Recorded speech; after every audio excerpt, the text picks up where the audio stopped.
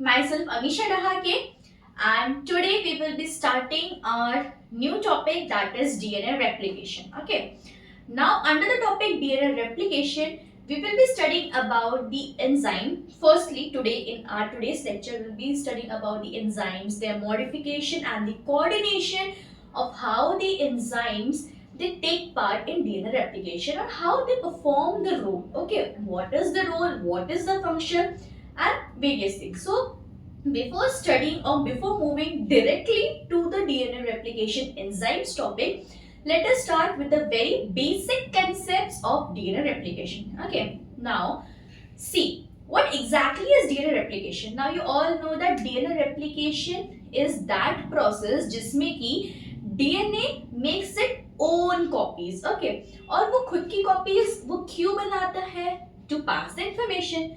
Okay, you already know that DNA has the hereditary information present within it. Okay, up to transfer or to pass to generation, अब एक DNA को उसके multiple copies बनानी पड़ती है ना? तो द प्रोसेस जिससे कि डीएनए अपनी खुद की कॉपीज बनाएगा, that process is known as DNA replication. Okay, now where does this DNA replication process occurs? So basically it occurs in the process of cell division. Okay, now prokaryotes और eukaryotes इन दोनों में DNA replication की जो stage होती है, it is very different. Likewise, for example, जो process होती है DNA replication की in prokaryotes, it basically occurs in the C phase. You already know about the I है ना, I plus C plus D model. Okay, so basically ये जो I plus C plus D stages है, it is a phase of cell division है ना, just like the eukaryotic cell division phase जिसमें कि हम we study about the interphase and the mitosis phase है ना.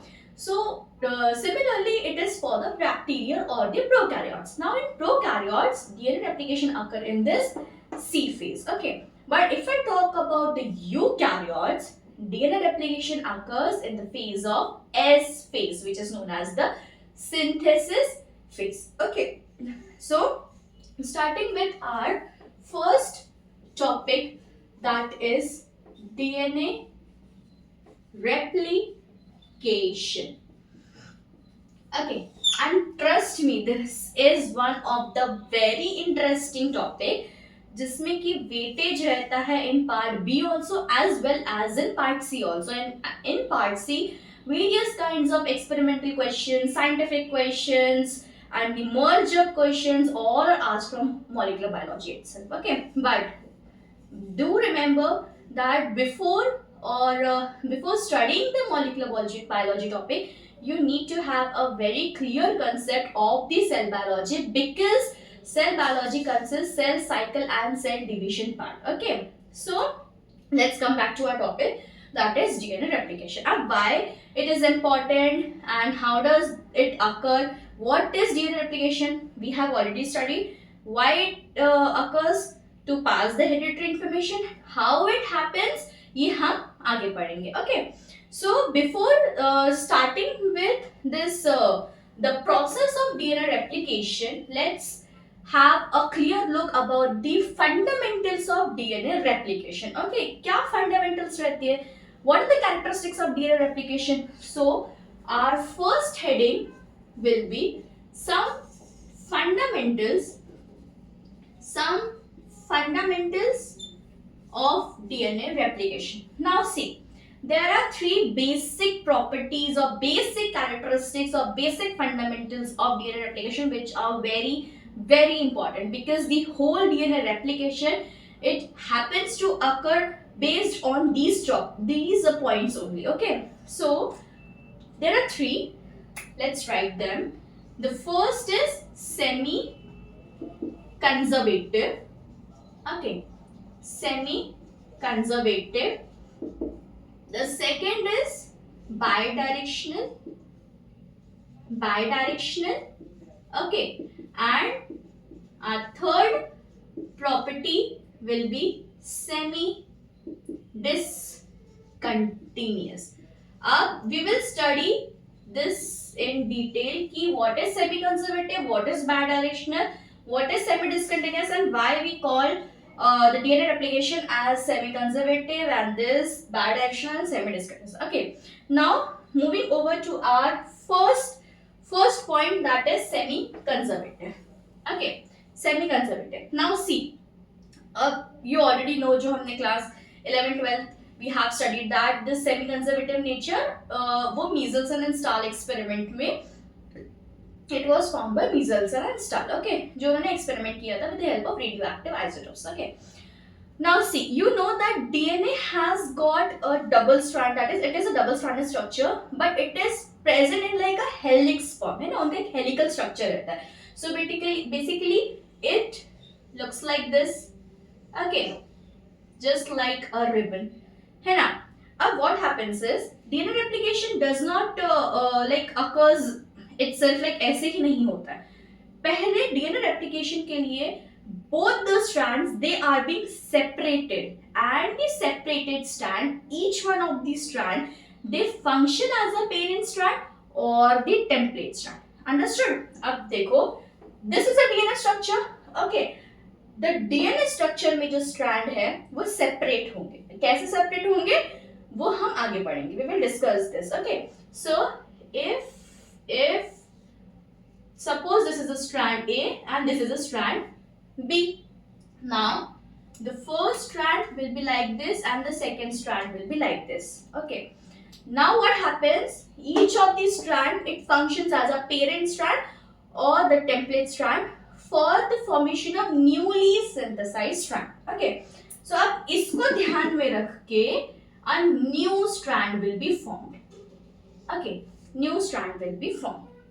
So basically what I am trying to say is कि जो भी एक डीएनए होता है उनके दो स्ट्रैंड्स रहते हैं. एक स्ट्रैंड उनके पेरेंट से आता है और एक स्ट्रैंड उस पेरेंट से बना हुआ स्ट्रैंड होता है और फिर वो दोनों में बॉन्डिंग होती है. That's why we say that replication is semi-conservative. Okay, अब अगर सपोज चलो अब इसको हम डिवाइड करते हैं, इसका हम रेप्लिकेशन करा के देखते हैं. ओके, सो अगर मैंने इसको वापस से डिवाइड किया तो एक आया ये वाला strand. Okay, the second will be this strand. Okay, अब दोनों के बनते हैं न्यू स्ट्रैंड्स और द डॉटर स्ट्रैंड्स. ओके, सो इसका कॉम्प्लीमेंट्री स्ट्रैंड बनेगा दिस वन, इसका कॉम्प्लीमेंट्री स्ट्रैंड बनेगा दिस वन. अब यू विल सी कि ये जो ब्लैक स्ट्रैंड है वो यहाँ से आया है, इस जनरेशन में भी है, इस जनरेशन में. जब ये वापस डिवाइड होगा तो ये ब्लैक स्ट्रैंड उस जनरेशन में भी जाएगा. बट रेड वाला जो है स्ट्रैंड वो यहाँ पे न्यूली सिंथेसाइज हुआ, इसमें आया, फिर यहाँ से उसका वापस से हेरिडिटरी पास होगी. So that is why we call the replication as semi conservative. Got it? Now moving over to our next point, that is DNA is bidirectional. Okay, so write down our second fundamental, that is DNA is bidirectional. Okay, अब देखो, with the help of a name you can understand that replication is bidirectional. That means it occurs in two directions or the two ways. अब why, how, क्यों, कैसे, तो देखो अब जो DNA replication है वो ऐसे कहीं पे नहीं होता है जैसे हमने अभी प्रीवियसली पढ़ा था. ओके, तो there are some sites, specific sites या फिर कुछ ऐसे प्लेसेस रहते हैं जिसको हम बोलते हैं ओरिजिन ऑफ रेप्लिकेशन और ORI, that is Orai. Okay, अब क्या होता है कि ये ओराई साइट जो होता है इसमें कुछ सीक्वेंसेस प्रेजेंट रहते हैं. वो सीक्वेंसेस के वजह से जो कि हम we will discuss this very deeply further. Okay, in further classes जब हम प्रोकैरियोट्स को पढ़ेंगे ना, we will start from there. The 9-mer, the 13-mer sequences, 18 ज्यादा होते हैं, GC कम होते हैं, एक्सेट्रा एक्सेट्रा. ओके, तो मतलब मैं जो कहना चाह रही हूँ इट इज कि ओराई रीजन से जब रेप्लिकेशन स्टार्ट होता है ना तो there is a formation of a bubble. Okay, replication bubble हम उसको नाम देते हैं. So if I draw a diagram of this, see, suppose this is a okay, let's draw of a bacteria, ज़्यादा easily समझ में आएगा. ठीक है, we will not draw of the eukaryotes, directly eukaryotes में skip नहीं करते, we will start from prokaryotes. Okay, so suppose this is a DNA of a bacteria or a prokaryote, and you already know कि उनका जो DNA होता है it is circular in nature. Okay, now somewhere let's assume ऐसा नहीं है कि सिर्फ यहीं पे होता है, but let's assume कि somewhere here on this place is origin of replication, or we call it as ORI. Okay, ORI, जहां से replication start होगा. Okay, अब what happens is at this point, if we further draw this diagram, what happens is at the place of ORI there is a formation of a replication bubble. तो ये कुछ ऐसा देखने को मिलता है जिसको हम थीटा डायग्राम भी बोलते हैं. ओके, थीटा मॉडल भी बोलेंगे in the case of bacteria. Okay, so it looks like this. If we zoom in this replication bubble, so basically this replication bubble is like this. और इस replication देखो इस replication जो bubble होता है it consists of two replication fork. Okay, so if we consider this part and if we consider this part, this will be our first replication fork and this will be our second replication fork. But let me draw and separate diagram. देखो, अब suppose हमने ऐसा बनाया. Okay, this is the half diagram. हमने सिर्फ replication bubble को consider किया. Okay, so अगर आप इसको consider करेंगे तो it will be a first replication fork. Okay, and if you consider this, it will be the second replication fork. To make it more simpler, ये देखो, पता है ना replication fork कैसे होता है? It is like this, है ना? ऐसा होता है. तो ये हो गया replication bubble और ये जो हो गया ये हो गया replication fork. अब you already know कि जो replication fork होता है उसमें DNA replication होगा क्योंकि वहां पे DNA polymerase आते हैं, वो अपने primers की help के साथ में they extend the newly synthesized DNA. Okay, or they form the newly synthesized DNA. अब क्योंकि यहाँ पे दो replication fork है तो replication यहाँ पे भी हो सकता है ना? replication यहाँ पे भी हो सकता है ना? मतलब is कि replication can proceed in this direction also, replication can proceed in this direction also, or they can proceed simultaneously in both the direction. That is why we call that replication is bidirectional in nature. Understood? Got it? Okay. Now coming over to our third fundamental property, that is semi-discontinuous. And please note that these fundamental properties, they are very very important because अगर आपका concept यहाँ पे clear नहीं होगा तो फिर you will find molecular biology little different. Okay. Now coming over to our third fundamental, that is semi-discontinuous. Okay. Now see, we know that the DNA strands, जो दोनों strands रहते हैं DNA के, they are anti-parallel in structure. Okay. Anti-parallel का मतलब क्या होता है? कि उनकी directions they are different. अगर if I talk about, let's see, if suppose this is one strand and this is the second strand. Okay, तो अगर this strand की direction है 5 prime to 3 prime, तो इसकी direction होगी complementary to the first strand, that is 3 prime to 5 prime. आया समझ में? Got it?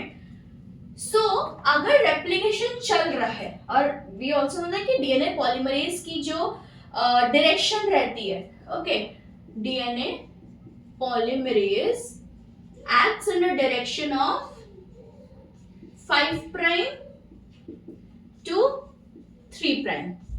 Okay, अब बच्चे इसमें थोड़ा कंफ्यूज होते हैं. 5 prime to 3 prime of what? Parent strand की जो newly synthesized strand बन रहा है उसका कि क्या? Okay, तो देखो अब हम इसको देखते हैं क्योंकि सेमी डिस्कंटिन्यूअस में यहीं से शुरू होता है. So again we will draw a replication fork or we will draw a replication bubble. Okay, so देखो, suppose this is a replication fork. Okay, now let's suppose the first strand that we have drawn its direction is from 5 prime to 3 prime. Okay, and the second strand is of 3 prime to 5 prime. Okay, now we will cut it into half and we will consider only one replication fork. Okay, so let's consider, or else we will cut from this part only. Okay, see this is our first one replication fork only. Okay, now इसकी direction होगी 5 prime to 3 prime, 3 prime to 5 prime. Okay, now see what happens. अब देखो, अब क्योंकि parent की strand 5 prime to 3 prime है, तो obviously जो न्यूली सिंथेसाइज्ड स्ट्रैंड बनेगा इसको एज अ टेम्पलेट देख करके, है ना, मतलब this strand will act as a parent strand. Okay, और दी टेम्पलेट स्ट्रैंड. और जो पेरेंट स्ट्रैंड को देख करके जो उसका कॉम्प्लीमेंट्री स्ट्रैंड बनता है उसके डायरेक्शन उसके जस्ट ऑपोजिट होगी. तो सपोज यहां से एक नया स्ट्रैंड बना. ओके, और उसकी डायरेक्शन हो गई यहां से, अगर हम कंसीडर करें तो it will be 5 prime to 3 prime, which is just exactly opposite to the parent strand. Got it. तो what happens is DNA polymerase यहां पे होगा. Okay, let me mark it with the other pen. Sorry, देखो, अब DNA polymerase suppose यहां से उसने शुरू किया to form a new strand. Okay, और द डॉटर स्ट्रैंड. अब व्हाट हैपेंस इज, अब डीएनए पॉलीमरेज को तो 5 प्राइम से 3 प्राइम में डायरेक्शन में जाना है, तो वो सीधा सीधा यहां से अपना पेरेंट स्ट्रैंड के न्यूक्लियोटाइड्स को देखते हुए it will like create a new strand, है ना. तो उसमें कोई दिक्कत नहीं आई, तो उन्होंने सीधा सीधा इस डायरेक्शन में बना दिया. ओके, तो ये याद रखना कि डीएनए पॉलीमरेज जो है वो 5 प्राइम से 3 प्राइम डायरेक्शन में तो चलता है, but 5 prime to 3 prime direction of newly strand. Okay, parent strand का नहीं, पेरेंट स्ट्रैंड का 3 प्राइम टू 5 प्राइम रहेगा, और 3 प्राइम टू 5 प्राइम मतलब पेरेंट स्ट्रैंड के जो कॉम्प्लीमेंट्री या फिर एग्जैक्टली ऑपोजिट रहेगा उसको हम बोलेंगे न्यू स्ट्रैंड और द डॉटर स्ट्रैंड. वो डॉटर स्ट्रैंड के डायरेक्शन में चलता है, 5 prime to 3 prime. Got it. अब व्हाट हैपेंस इज, इसकी बात करते हैं, the second strand of the replication fork. अब देखो, अब ये जो पेरेंट स्ट्रैंड है इसका डायरेक्शन आपको दिख रहा है, it is 3 prime to 5 prime. Now DNA polymerase तो यहीं पे है. ओके, वो स्टार्ट तो यहीं से करेगा, but now the direction of the new strand will be reverse, है ना. अब क्योंकि डीएनए पॉलीमरेज को वो ऑपोजिट स्ट्रैंड लगेगा, सो जो भी यहाँ पे न्यू स्ट्रैंड फॉर्म होगा, वो होगा 3 प्राइम टू 5 प्राइम की डायरेक्शन में, है ना. न्यू स्ट्रैंड फॉर्म होगा 3 प्राइम टू 5 प्राइम के डायरेक्शन में. क्यों होगा? क्योंकि जो पेरेंट स्ट्रैंड है उसकी डायरेक्शन है 5 प्राइम टू 3 प्राइम, और न्यू स्ट्रैंड बन रहा है 3 prime to 5 prime. But DNA polymerase तो भैया रिएक्ट करता है या फिर वो बनाता है अपना new strand 5 prime to 3 prime के डायरेक्शन में. आ रहा है समझ में थोड़ा बहुत? अगर नहीं आ रहा है तो आई विल एक्सप्लेन. ओके, तो अब क्या होगा, direction for the DNA polymerase ये तो उल्टी हो गई, है ना, ये तो ऑपोजिट हो गई एकदम उसके. तो होता क्या है प्रोसेस में, जब सपोज डीएनए पॉलीमरेज यहां से, suppose this is a DNA, ठीक है, पेरेंट स्ट्रैंड. तो डीएनए पॉलीमरेज क्या करता है ना, यहां से थोड़ा जाता है, यहाँ पे आरएनए प्राइमर लगता है, ठीक है, यहां से थोड़ा जाएगा, फिर वापस से ब्रेक लेगा, फिर यहां से वो निकलेगा. ओके, छोड़ेगा वो पेरेंट स्ट्रैंड को, वापस से अटैच होगा. ये हम बात कर रहे हैं इसकी जिसका डायरेक्शन उल्टा है, ठीक है. वापस से बाइंड होगा, वापस से with the help of RNA primer थोड़ा सा डीएनए स्ट्रैंड को सिंथेसाइज करेगा, न्यू स्ट्रैंड को सिंथेसाइज करेगा, वापस से वो निकल जाएगा, फिर वापस से यहाँ से पकड़ेगा, है ना, पेरेंट स्ट्रैंड को, फिर थोड़ा सा और डीएनए स्ट्रैंड को सिंथेसाइज करेगा, फिर वहां से और छूट जाएगा. तो बिकॉज ऑफ दिस प्रोसेस ये जो हमारा न्यू स्ट्रैंड्स बनते हैं ना, they are form in fragments, है ना. तो it will look like this, ये ऐसे ऐसे ऐसे ऐसे फ्रैगमेंट्स बनते हैं, है ना, डीएनए फ्रैगमेंट्स बनते हैं. ओके, और इन फ्रैगमेंट्स को we call them as Okazaki fragments. Okay, Okazaki fragments. And the DNA strand synthesized on this parent strand, we call it as the lagging strand. Okay, the lagging strand. Okay, क्योंकि lag कर रहा है ना, lag कर रहा है, थोड़ा सा चल रहा है फिर निकल रहा है, फिर उसने आरएनए प्राइमर को पकड़ा. यहाँ पे सब जगह ना आरएनए प्राइमर होंगे, ऐसे छोटे छोटे आरएनए प्राइमर्स होते हैं. तो आरएनए प्राइमर को फिर यहाँ पे पकड़ा, फिर उसने थोड़ा सा डीएनए सिंथेसाइज किया, फिर निकल गया, फिर पकड़ा, फिर उसने थोड़ा सा डीएनए सिंथेसाइज किया, फिर निकल गया, है ना. So this is what we call it as semi discontinuous. क्यों सेमी डिसकंटिन्यूअस? क्योंकि एक ही रेप्लिकेशन में, एक ही रेप्लिकेशन फॉर्म में, in the process of DNA replication, one is forming a leading strand, okay, and on the contrary the other is forming a lagging strand, which is discontinuous. That is why we call that this DNA replication is semi.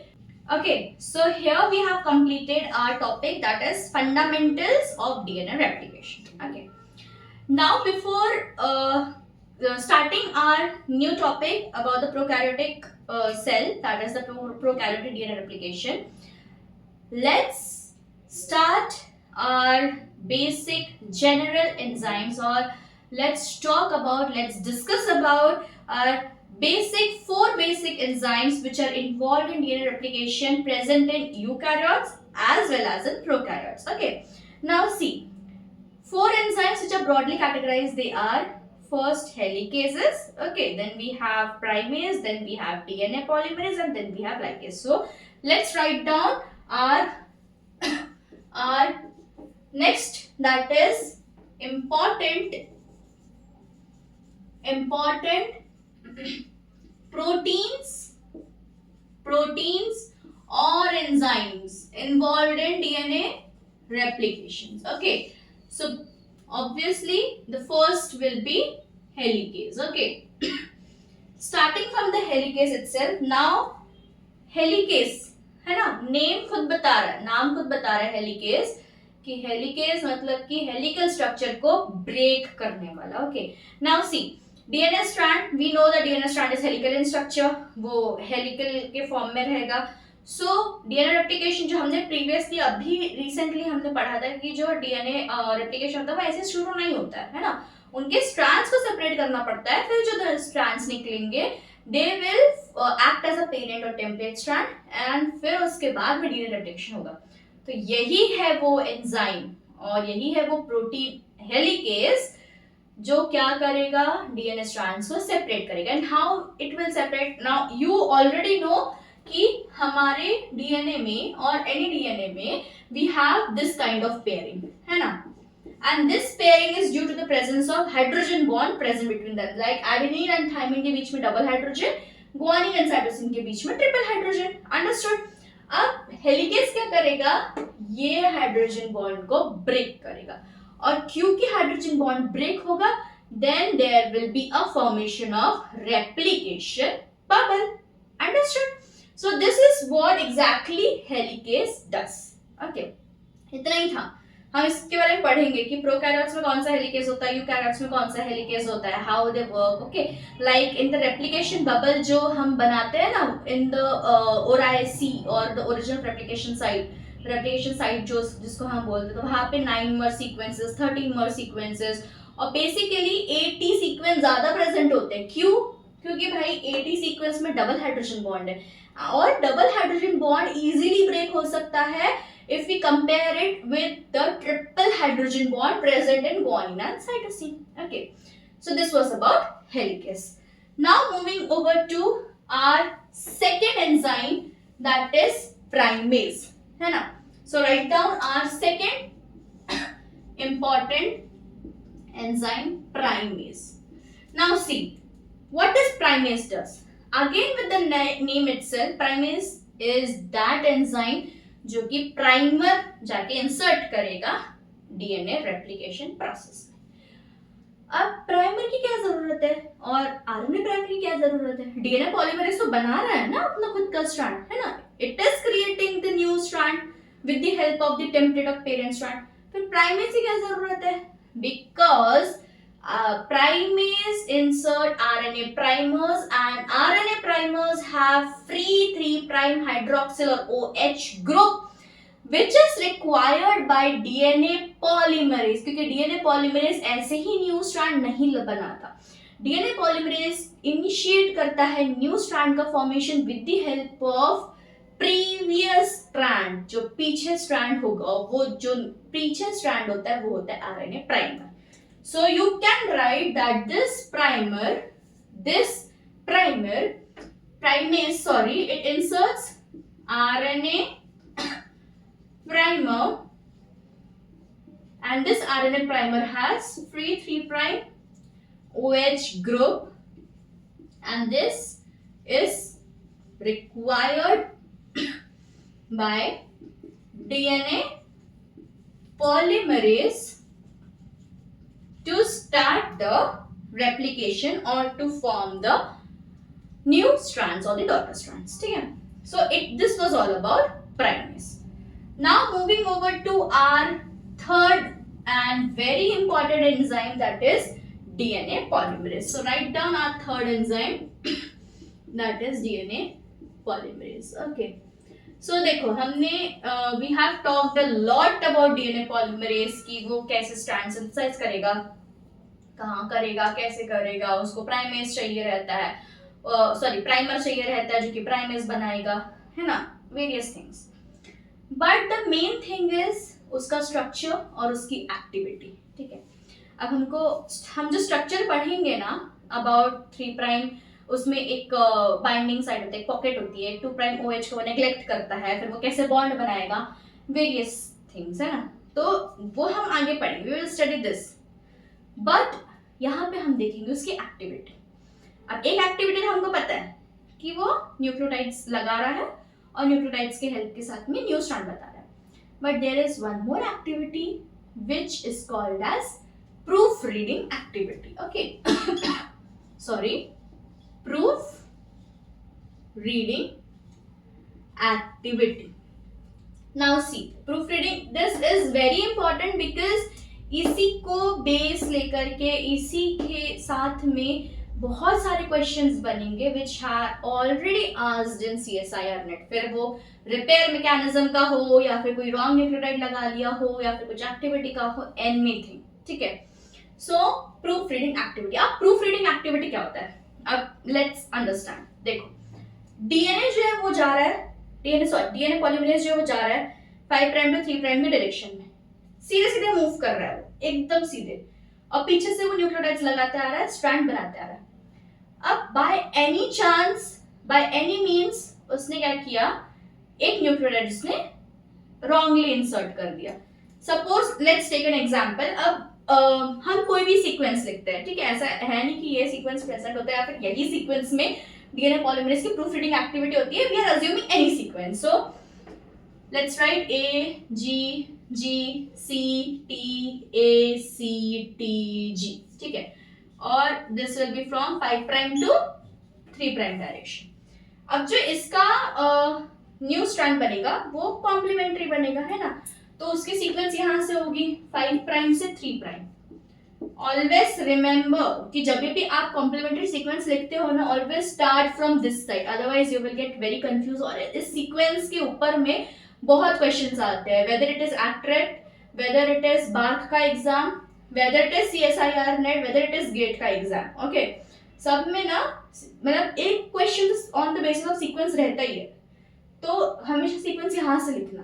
Okay, so let's write down the proper sequence. Okay, suppose G के आगे C, A, G, T, A, G, C, C, T। ठीक है, अब DNA polymerase यहां से यहां चल रहा है, ठीक है, ऐसे चल रहा है। अब डीएनए पॉलीमरेज पहुंच गया सपोज यहां पे, ओके, और फिर उसको याद आया कि उसने यहाँ पे, लेट्स कंसिडर कि उसने यहाँ पे मिस्टेक करी है। ओके, तो यहाँ पे हम G को ना लिख के सपोज T लिखते हैं, ठीक है। अब उसने यहाँ पे न्यूक्लियोटाइड लगाया, लेकिन उसको बाद में याद आया कि अरे पीछे तो मैंने रॉन्ग न्यूक्लियोटाइड लगा लिया है ना। अब उस रॉन्ग न्यूक्लियोटाइड को निकालना बहुत जरूरी है। क्यों? क्योंकि अगर करेक्टली बेस पेयर्स नहीं होंगे तो there are chances of mutation, और म्यूटेशन इज नॉट गुड, है ना। कुछ होते हैं पॉजिटिव म्यूटेशंस, कुछ होते हैं negative mutation, so we never know कि कौन सा म्यूटेशन हो रहा है वहां पे, है ना। सो व्हाट हैपेंस इज, ये DNA polymerase it will go in reverse direction, अब वो बैक जाएगा, ठीक है, 3 prime to 5 prime. Normal direction क्या है? What is the direction of DNA polymerase? 5 prime to 3 prime, okay. उसने एक एरर किया, अब it will reverse back from 3 prime to 5 prime, okay. Now one more important point कि जो DNA polymerase है वो प्रूफ रीडिंग एक्टिविटी करता है up to its 1 to 2 nucleotides back. ऐसा नहीं है कि 500 न्यूक्लियोटाइड्स बैक इट रिमेंबर्स कि वहां पे एक एरर हो गया है, या 1000 न्यूक्लियोटाइड्स बैक या 200 न्यूक्लियोटाइड्स बैक इट रिमेंबर्स कि अरे मैंने तो वहां पे गलती कर दी। नहीं, वो इतना दूर वापस नहीं जाता है। Proof reading activity is basically up to 1 to 2 nucleotides only, maximum, ठीक है। तो अब क्या करेगा sorry, this DNA polymerase it goes back in the reverse direction, identifies this error that this is not correct, removes this error, okay, this nucleotide thymine is removed, okay, and places a new nucleotide which is correct, and that's how this proofreading activity happens. Got it? Understood? Any doubts? So sorry, ये है हमारा proof reading activity. अब ये proof reading activity की वजह से DNA polymerase की fidelity increase होती है। Okay, so you can write down that fidelity increases. Okay, this is a new term for you all. अब what is fidelity? देखो, fidelity you can also say accuracy, है ना। जो DNA polymerase की accuracy है कि वो सही न्यूक्लियोटाइड्स लगाते आ रहा है अभी तक, वो ज्यादा है। क्यों ज्यादा है? Due to this proof reading activity. क्योंकि अगर उसने एक गलत न्यूक्लियोटाइड भी लगा दिया तो डीएनए पॉलीमरेज रिवर्ट्स बैक और वो वहां पे उसको निकाल के न्यू न्यूक्लियोटाइड्स लगा देगा। ओके, अब ये जो फाइडेलिटी है ये इंक्रीज होती है due to some of the reasons. So you can write down the reason. Let this fidelity increases. First, proper base pairing. Obviously अगर प्रॉपर बेस पेयर्स होंगे, है ना, प्रॉपर मतलब ए के सामने टी, जी के सामने सी, सी के सामने जी, टी के सामने ए, है ना, तो फाइडेलिटी बढ़ेगी, है ना, फाइडेलिटी बढ़ेगी। सो you can right proper base pairing. Now you will ask me a doubt कि अरे आपने बोला सी के बाद जी, बट कहा हमने कहीं कहीं तो पढ़ा कि सी के साथ टी और फिर आयनोसाइन और हाइपोजैंथीन भी लगता है। That is not in DNA replication. यहाँ पे we are specifically sticking to DNA replication. वो हम पढ़ते हैं वॉबल हाइपोथेसिस में, आयनोसाइन, हाइपोजैंथीन एक्सेट्रा एक्सेट्रा, जो भी हम वहां पे टर्म्स देखेंगे, it is there in wobble hypothesis. यहाँ पे नहीं है वो बच्चा, यहाँ पे नहीं है। सो फाइडेलिटी इंक्रीज होती है बाय प्रॉपर बेस पेयरिंग। दूसरा ऑब्वियस रीजन है इसका प्रूफ रीडिंग, जो कि हमने अभी पढ़ा। ओके, प्रूफ रीडिंग जो कि हमने पढ़ा। And the third is mismatch repair. Mismatch repair, और भी बहुत सारे रिपेयर हम पढ़ते हैं in repair system, like nucleotide excision, base excision, mismatch repair, है ना, बहुत सारे रहते हैं जिसमें डाइमर्स बनते हैं, थायमिन के डाइमर्स बनते हैं, यूवी रेडिएशन की वजह से बनते हैं। सो हम पढ़ेंगे जब हम एक बार प्रोकैरियोट से यूकैरियोट सब कंप्लीट कर लेना रेप्लिकेशन, हम ये पढ़ेंगे। But basically what I am trying to say is these three are the reasons why or how the fidelity or the accuracy of DNA polymerase increases. Okay, and the last broad enzyme is ligase. Obviously ligase क्यों ligate कर रहा है ना, फिर से नाम से पता चल रहा है। देखो अगर याद नहीं रहती ना वो चीजें तो नाम देखा करो, नाम से बहुत सारी चीजें याद रहती है और PYQ सॉल्व किया करो। अब देखो लाइगेट करना, बॉन्ड बनाना, जोड़ना, स्टिक करना, है ना, बहुत सारे डेफिनेशंस, बहुत सारे ऐसे आप बता सकते हो। सो लाइगेस लाइगेट करता है। लाइगेट कहाँ कर रहा है, हमने तो अभी तक नहीं देखा। तो जब whenever we see कि प्राइमेज आकर के RNA प्राइमर लगा रहा है, DNA पॉलीमरेज ने उसको एक्सटेंड किया, फिर DNA पॉलीमरेज का काम खत्म हो गया, बट RNA प्राइमर, क्योंकि DNA जो है वो तो पूरा एक DNA स्ट्रैंड रहेगा, उसमें हम RNA प्राइमर्स नहीं देखते। So what happens is this RNA primers are removed. अब जब suppose this is a DNA strand, यहाँ से उनका प्राइमर निकल गया, ओके, तो अब दो स्ट्रैंड्स के बीच में जब RNA प्राइमर निकला, there is a gap, और इस गैप को फिल करता है ligase by joining the strands. बीच में कुछ न्यूक्लियोटाइड्स इंसर्ट करते हैं। We will study this in detail जब हम प्रोकैरियोटिक रेप्लिकेशन स्टार्ट करेंगे। The last step is by ligase. Got it? इतना आया? अंडरस्टूड? समझ में आया सब कुछ? So this was all about the overview of DNA replication. Now from next class onward we will start the DNA replication in prokaryotes, and while starting I will give you a list of all the enzyme. So firstly we will write the list, उससे connect करके we will draw the diagrams, we will study the replication prokaryotes, ठीक है, क्योंकि जब आपको enzymes learn होंगे तब आपको समझ में आएगा कि ये इनिशिएटर प्रोटीन है या फिर ये एंजाइम है, ये कहाँ पे काम कर रहा है, डीएनए ए कहाँ पे काम कर रहा है, डीएनए बी कहाँ पे काम कर रहा है, डीएनए सी का क्या काम है, कौन हेलिकेस लोडर है, कौन हेलिकेस है, कौन पीसीएनए क्लैंप है, सब समझ में आएगा। So we will write a list of it, then we will compare from that list and we will see DNA replication via diagram, because diagram is very important. Okay, so yeah students, see you in next class. Okay, till then prepare this much, okay, and have a nice day. Thank you.